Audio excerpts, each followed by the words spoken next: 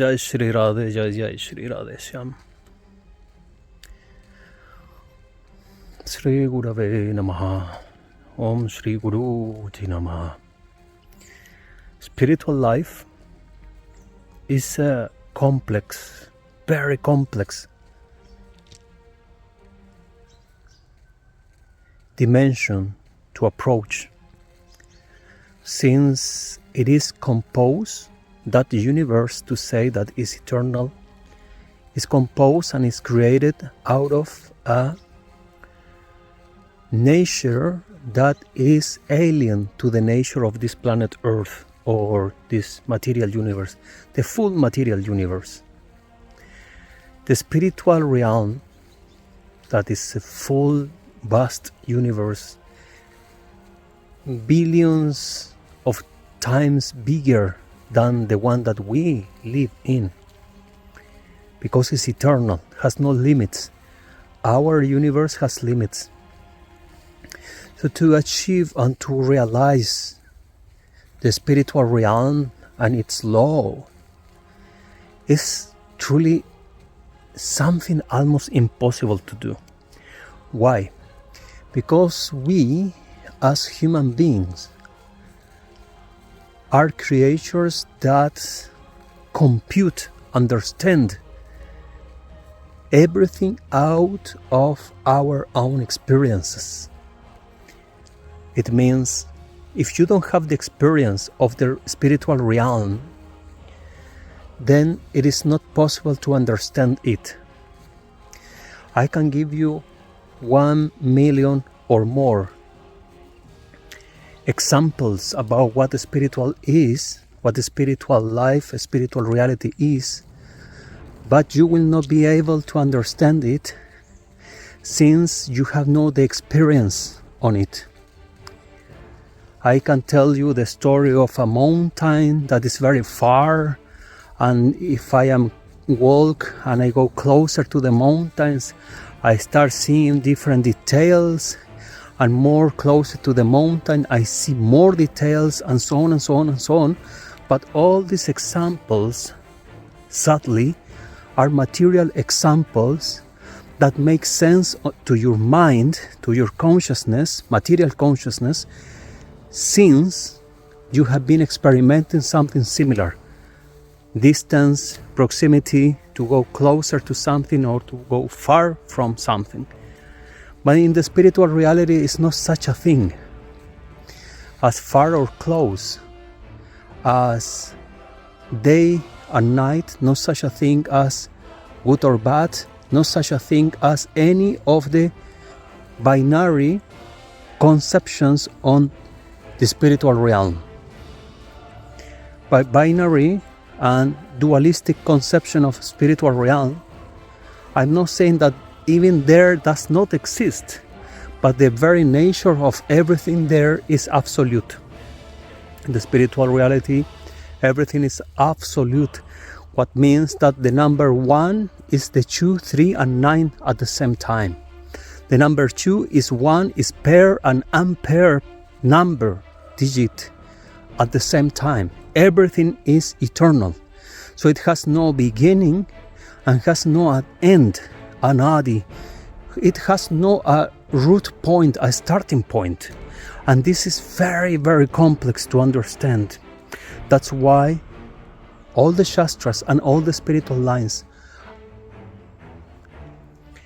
that's why all the spiritual Granthas, books, texts, the Shastras, all the spiritual philosophy and sampradayas are telling the importance of having the direct connection with the spiritual master.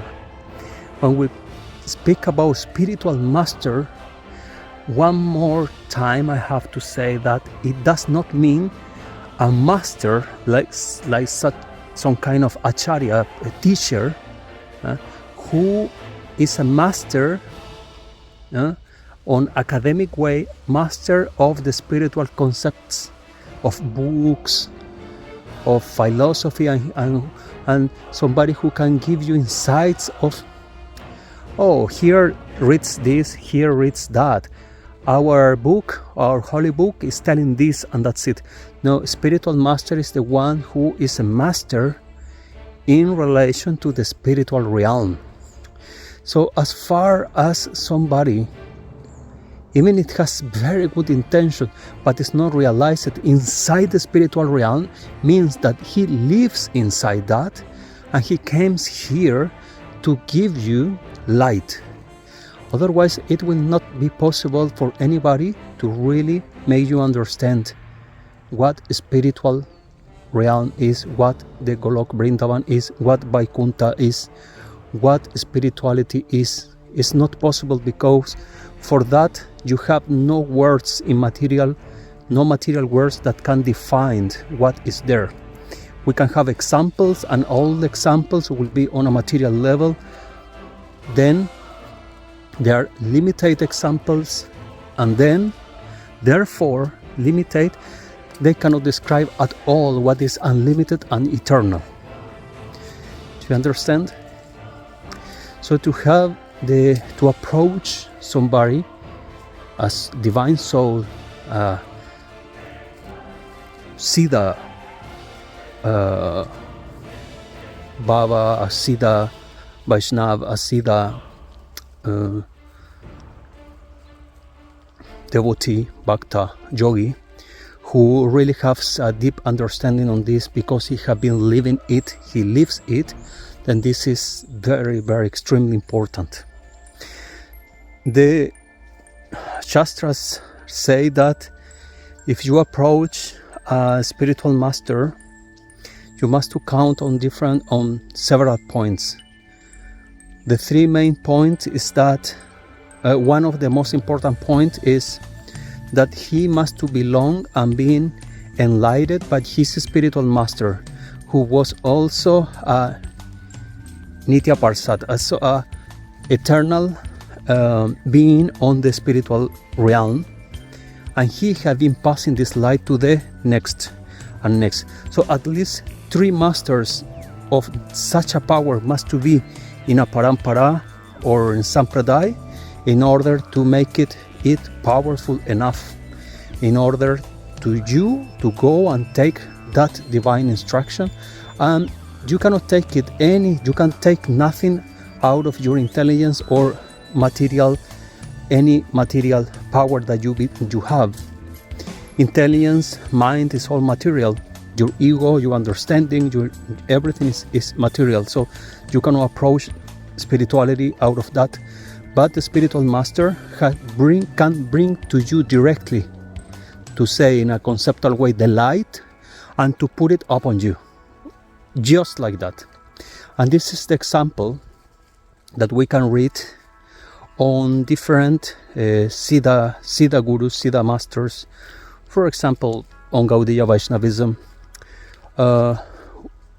when they give the Diksha to the disciple comes into a trance, samadhi, that lasts hours, if not days. Stories about that you can read several, but I can quote a few that you can go through and to see really what the real Shakti power is. So read the story of Radharaman Charan Das Dev. You can read the story of Gaurang Das Babaji Maharaj from Vrindavan, disciple of Ramadas Babaji Maharaj.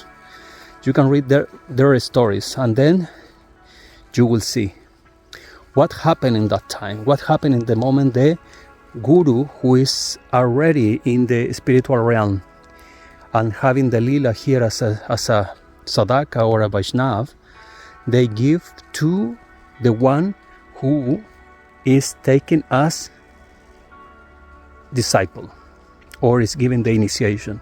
And then you see what is the Shakti, the power that there is it.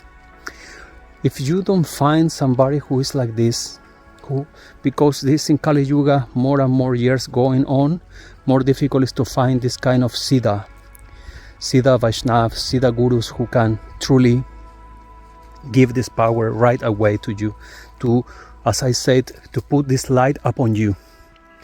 This is very difficult to find nowadays, and if somebody has the chance, then it's a big blessing from Nitai, Krishna, Kripa,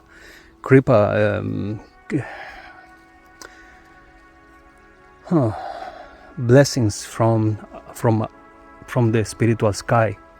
So if you don't find that, what you will find normally is the most simple kind of ritualistic initiation of kind of diksha, that is the mantra diksha, the diksha that is passing a mantra to you, and then you must work hard to awaken the mantra. Discount Maha Mantra, by the way, and then maybe you will achieve perfection, maybe. But if the guru is not perfect, is not a siddha on that level, as I have been explaining, then it's very difficult that sadhaka will do.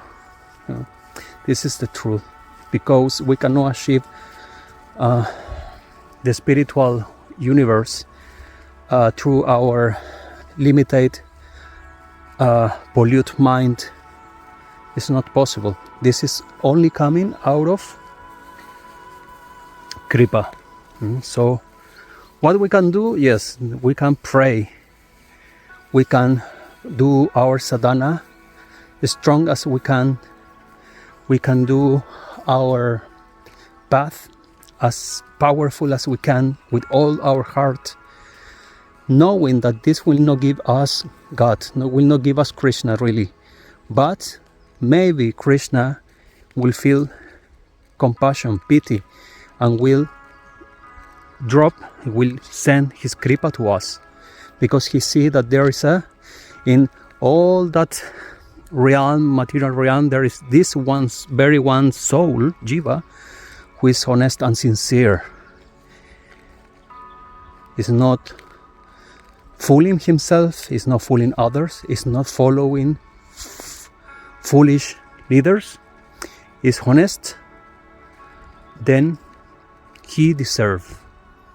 You cannot buy kripa, you cannot deserve kripa. Kripa is coming just like this.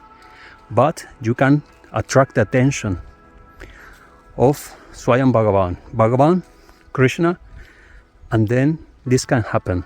And he will put the right guru in front of you. But we must do our part, surely. Because even in that, our heart and our mind, our spirit must be a good receptor for the supreme power, the supreme Shakti.